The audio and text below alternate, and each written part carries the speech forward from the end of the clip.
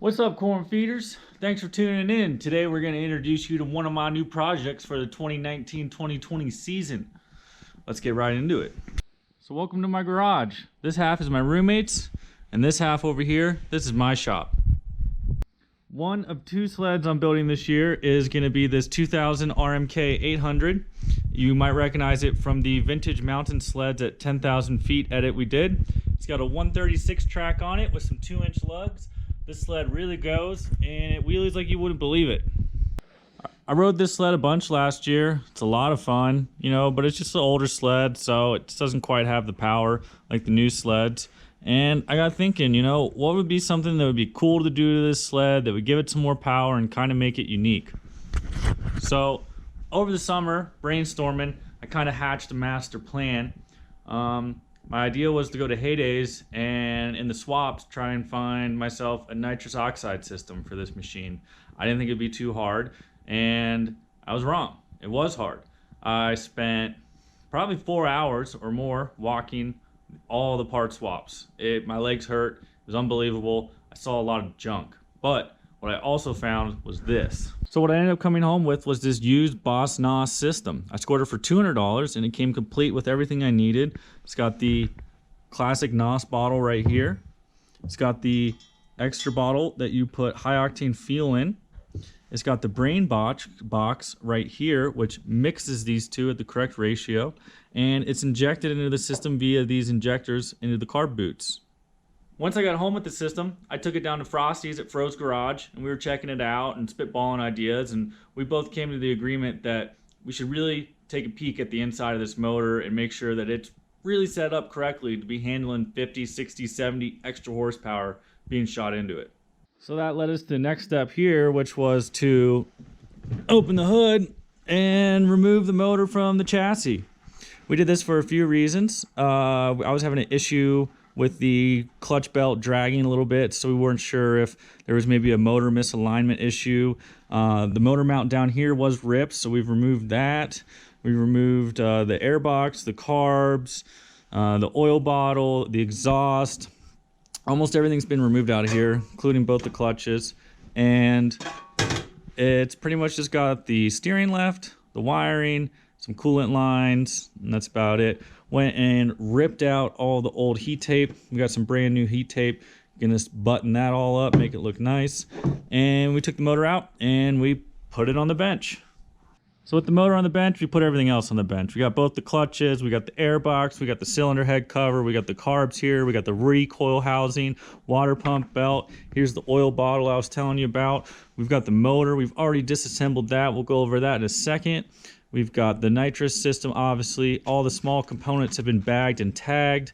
We've even got new reed pedals for our reed cages. And the first thing we noticed is that the pistons had been piston washed. This is a phenomenon when there's too much fuel in the mixture and it washes all the carbon deposit off of the top of the piston. Another drawback of piston wash is that it can wash away the oil. And that kind of led to the sides of these pistons being a little more scuffed up than we were kind of hoping for.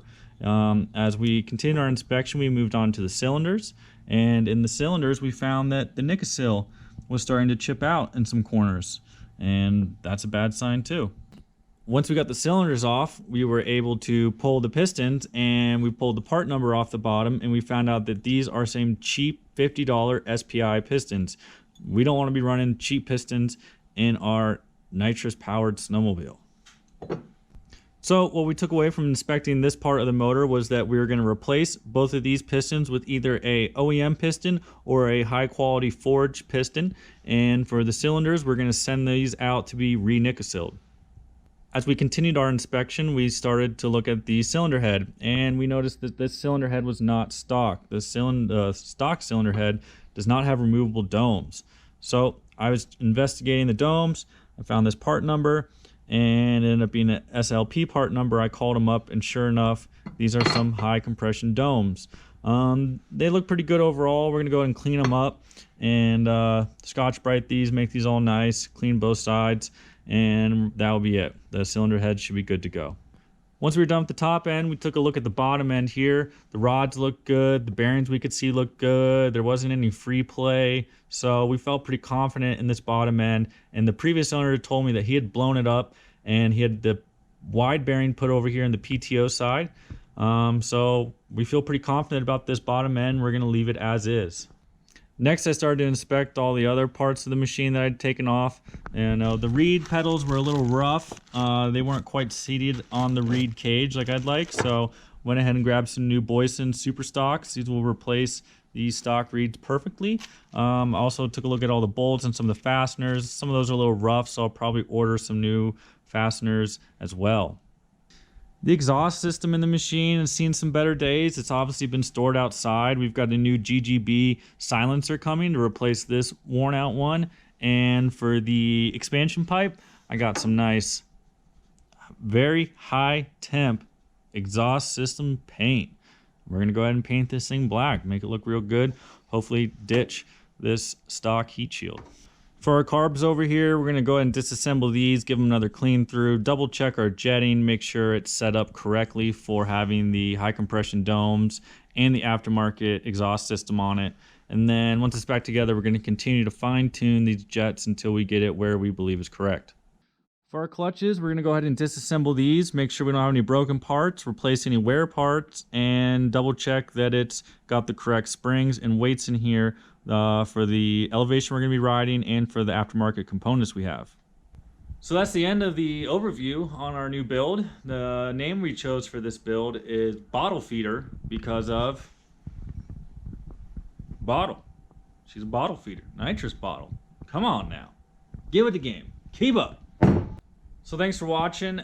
Today's date is November 1st, and we're going to be going at this thing hard. I'm probably going to send out the probably gonna order pistons on Monday, and when they show up, I'll send those out with the cylinders to get re-Nicosyled.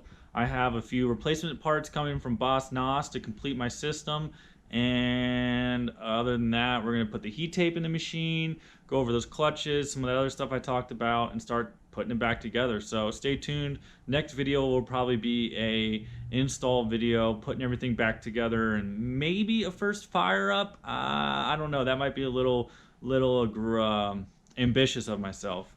So stay tuned. I appreciate you guys watching. Let me know if you got any questions in the comment, and don't forget to check out our new store. You can find that in the link in the description below. All right, until next time, my fellow corn feeders, keep feeding.